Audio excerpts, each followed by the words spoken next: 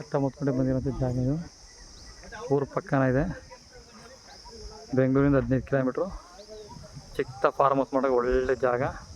ಆಮೇಲೆ 2.5 ಇಂಚ್ ನೀರು ಬಂದೈತೆ ಬೋರಲ್ಲಿ. ಅಲ್ಲಿ ಕಾಣಿಸ್ತಿದೆ ಡಾಂಬರ್ ರೋಡು. ಸೂಪರ್ ಇದೆ ಜಾಗ ನೋಡಿ.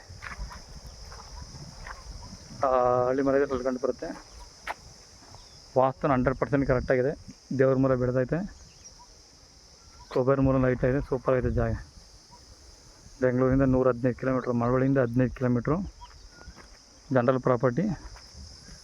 ಒಳ್ಳೆ ಸೂಪರಾಗಿರೋಂಥ ಮಣ್ಣು. ಅದೇ ಊರು, ಅದು ಮೇನ್ ರೋಡಲ್ಲಿ ಕಾಣಿಸ್ತಿರೋದು, ಬಸ್ ಹೋಗೋಂಥ ರೋಡು. ಜಾಗ ಮಾತ್ರ ಸೂಪರಾಗಿದೆ.